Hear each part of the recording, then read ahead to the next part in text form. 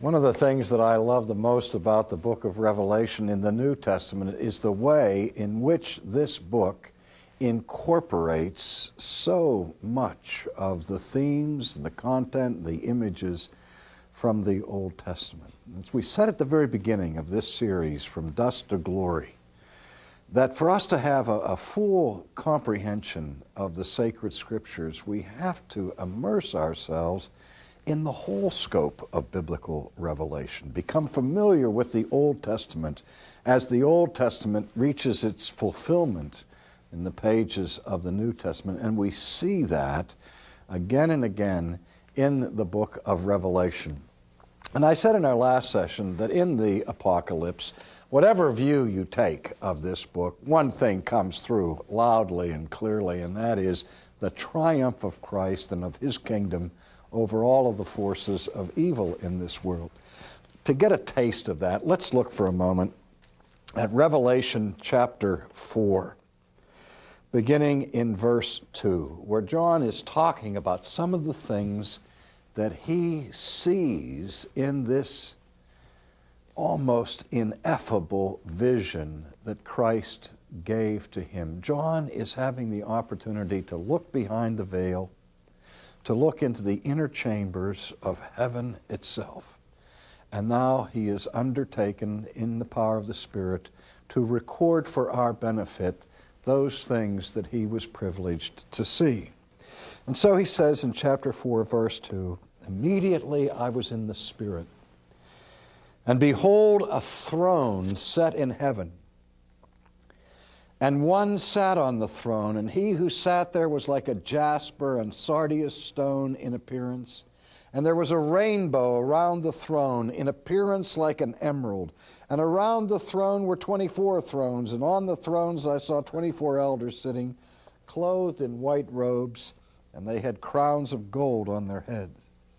And from the throne proceeded lightnings and thunderings and voices. 7 lamps of fire were burning before the throne, which are the 7 spirits of God. And before the throne there was a sea of glass like crystal. And in the midst of the throne and around the throne were 4 living creatures full of eyes in front and in back. The first living creature was like a lion, the second living creature like a calf, the third living creature had a face like a man, and the fourth living creature was like a flying eagle. And the 4 living creatures, each having 6 wings, were full of eyes around and within." Now, if you're listening to the imagery that John is using to describe what he sees in this vision, it is strikingly familiar to passages that we see in the Old Testament.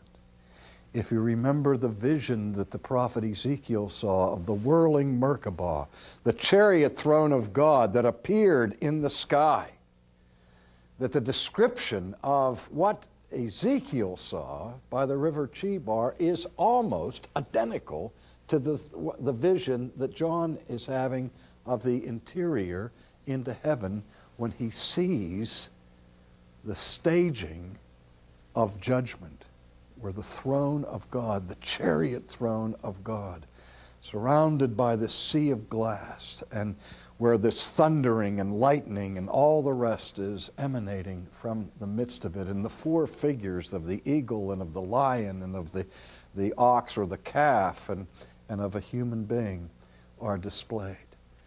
And not only that, the figures of the having eyes, just like the chariots of God. And then we read, the 4 living creatures, each having 6 wings, were full of eyes around and within, and they do not rest day or night, saying, "Holy, holy, holy." Here's Isaiah 6. Here's what Isaiah saw when he saw the Lord high and lifted up. And the glory filled the place where he was. And he sees the 6-winged seraphim singing their antiphonal response, the Trisagion, the 3 times holy, holy, holy, holy, the Lord God Almighty, who was and is to come. And whenever the living creatures give glory and honor and thanks to him who sits on the throne, who lives forever and ever, the 24 elders fall down before him who sits on the throne and worship him who lives forever and ever, and cast their crowns before the throne, saying, You are worthy, O Lord, to receive glory and honor and power, for you created all things, and by your will they exist and were created. So the scenario that is set for us in the 4th chapter is of the inner chamber, the inner sanctum of the heavenly sanctuary. And in chapter 5, the drama continues in a way that I think magnificently ties together the Old Testament and the New Testament. And let's look at that. This is one of my favorite passages in the New Testament. And I saw in the right hand of him who sat on the throne a scroll written inside and on the back, sealed with 7 seals. So he sees the person sitting on the throne having a scroll, and you know that the Word of God was written on scrolls of parchment in the ancient world, and then they were rolled up. It's like the Dead Sea Scrolls that were found in the decade of the 40s. But it was customary in antiquity for these sacred scrolls to be written only on one side. And it's extraordinary that a scroll would be mentioned having writing on both sides of it, on the back and on the front. We see that same phenomenon in the case of Ezekiel when God presents the scroll to Ezekiel and tells Ezekiel that he has to eat the scroll that is written on both sides. And we are also told that that scroll contained woes and laments and grief and mourning. And the scroll that is now hidden and sealed up with 7 seals is a scroll that contains a revelation of God's judgment on wickedness in this world. And so why it's written on the front and on the back, I don't know, but we see the linkage there between the scroll that was eaten by Ezekiel and the scroll now that is being held by the one who sits on the throne. Now, John is witnessing all of this as it's unfolding before his eyes, and he says in verse 2, Then I saw a strong angel proclaiming with a loud voice, Who is worthy to open the scroll and to loose its seals? You know, one commentary on the book of Revelation argues that the literary form of Revelation is not an epistle, it's not a homily, it's not a symbolic history, but that it is written in the ancient form of the theater, that it is a drama that unfolds in several acts, as it were. And with that drama comes the tension of conflict and of suspense. Now, I'm not convinced that this is written in that form, but this element is certainly dramatic, because as John is looking into the interior of heaven and he sees this scroll that is written on both sides, sealed up with 7 seals, he can't wait to see what's in there, and he hears the announcement being made in heaven, Who is worthy to open the seals and to show us what's hidden here in this sacred scroll? And so you can imagine the anticipation that John has. He's on the edge of his seat if he's seated, but he's probably on the edge of his stomach as he's lying down, looking at this vision unfolding.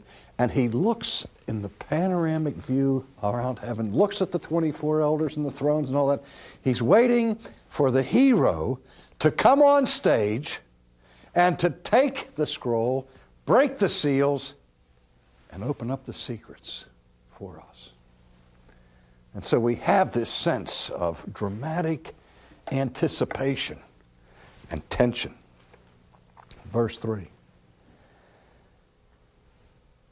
But no one in heaven or on the earth or under the earth was able to open the scroll or to look at it. And so I wept much, because no one was found worthy to open and read the scroll or to look at it. So all of the tension of anticipation comes crashing into profound disappointment. You know, one of the themes that novelists used, in particularly mystery writers, when they want to maintain your interest and maintain the tension, is that they take the hero and they put the hero into a terrible scrape or a terrible jam. And you think as you're reading, there's no way out. And then what happens, according to this formula, is the hero survives the jam, but in the survival is cast into an even worse predicament. And it just gets worse and worse and worse, sort of like a James Bond movie or the old serial westerns that they would have the hero or heroine lassoed to the tracks with the train coming, and it would fade to black, and you had to wait till next week to see how they got out of that one. And so we have that kind of conflict and drama that's part of ancient literature. You think of some of the great stories of history that involve this kind of thing, like the story of the sword of King Arthur, Excalibur, that is wedged into the rock, waiting for the hero who alone will have the strength to remove the sword.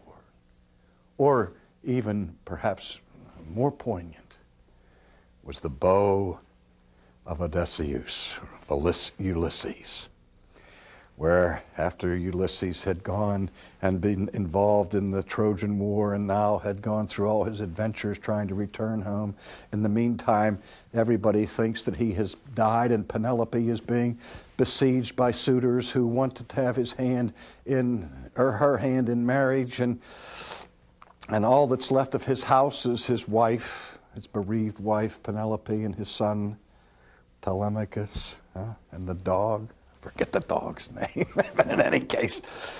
Finally, she keeps putting off the suitors over and over and over again, and till the suitors get fed up with this story. And they persist that somehow she has to be able to marry one of the warriors of the town. And so a contest is set up in the castle of Odysseus, where the bow of Odysseus is set up, and the promise is made to the man who can bend the bow of Ulysses. It is that man who will be able to marry his widow Penelope. And so the dramatic day arrives, and the strongest men of the realm come, and they all go up and they try to bend the bow, but nobody can bend the bow.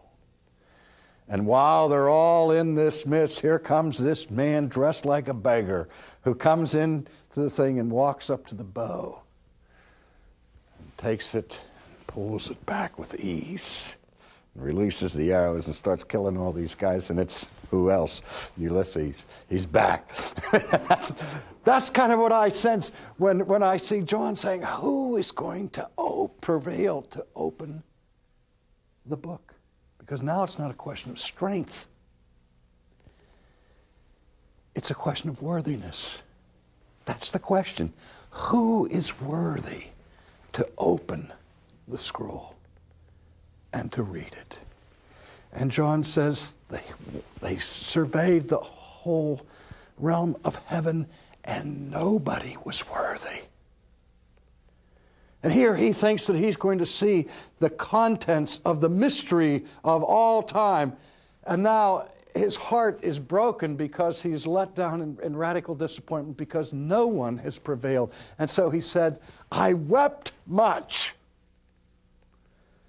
because no one was found. But then one of the elders said to me, do not weep. For behold, the Lion of the tribe of Judah, the Root of David, has prevailed to open the scroll and to loose its 7 seals. Talk about a roller coaster of emotions. Here is John, joyous anticipation, going to see the scroll open. plunging into the depths of despair when nobody is found worthy. And now the elder whispers in his ear, don't cry, don't despair. There is one who's worthy. For behold, the Lion of Judah has prevailed, the one who's come from the root of Jesse. Now, beloved, if you don't know the Old Testament, it's meaningless. But John knew the Old Testament. He knew what that image of the Lion of Judah referred to, all the way back to the book of Genesis, to the patriarchal blessing that Jacob gave to his sons. The promise of the kingdom went to the tribe of Judah. And Judah, the son of Jacob, was known as the lion's whelp. And so he would be the king. But the king that is referred to here is the one who is in the descendancy of David, out of the seed of Jesse. And David was known as the Lion of Judah. But obviously, what is being referred to here is David's greater son, to the Messiah, to Jesus, the Lion of Judah. So John said, all right. Okay. It's like Telemachus waiting for his father to come and bend the bow. Now John is saying, all right, where is the Lion of Judah who has prevailed? And he's waiting now for Aslan to come pouncing onto the stage with his muscular legs and arms and limbs and his powerful claws, and just grab that scroll and rip open the seals and let us see the secrets of God.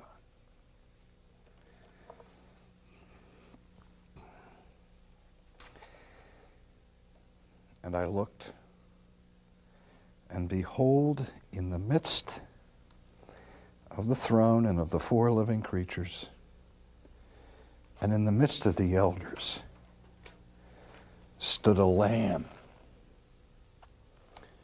as though it had been slain. Let me stop right there. He's waiting for this magnificent beast, the lion, in the fullness of its strength, to come and open the scroll. But when he turns to see the lion, he doesn't just see a lamb, but he sees a lamb as it had been slain. He sees a lamb that had been slaughtered. He doesn't see a figure of power. He doesn't see a symbol of exaltation. He sees the suffering servant of God in his humiliation, in his passion, in his meekness as the sacrifice for the people of God.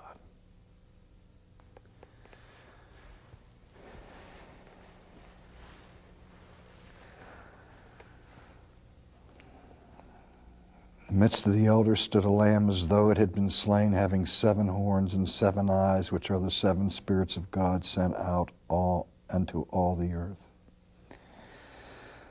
Then he came and took the scroll out of the right hand of him who sat on the throne. And when he had taken the scroll, the 4 living creatures, the 24 elders, fell down before the Lamb, each having a harp and golden bowls full of incense, which are the prayers of the saints. And they sang a new song. Do you remember we talked about how songs were composed in the Old Testament to celebrate a new victory that God performed for his people? The song of Moses, the song of Deborah, and now we have the new song that is composed by the saints in heaven as they come with the bowls of the prayers of the people of God, those who had been crying from behind the altar, waiting for their redemption.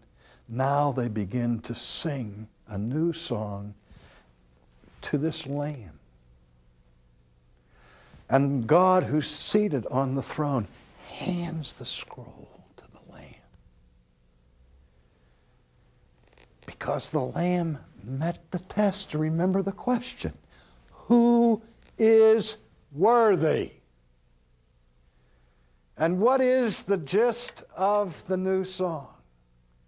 Worthy is the Lamb to receive honor and glory, dominion and power and majesty, so that now the whole host of heaven is singing the praises of the Lamb. As the Lamb now appears in heaven to receive his reward, to receive his throne, because he has fulfilled his mission. He did what he was sent into the world to do. He accomplished his vocation. You are worthy to take the scroll and to open its seals, for you were slain and have redeemed us to God by your blood out of every tribe and tongue and people and nation, and have made us kings and priests to our God, and we shall reign on the earth. And I looked and I heard the voice of many angels around the throne, the living creatures and the elders. The number of them was 10,000 times 10,000, and thousands of thousands, myriads of myriads, saying with a loud voice, worthy is the Lamb who was slain to receive power and riches and wisdom and strength and honor and glory and blessing.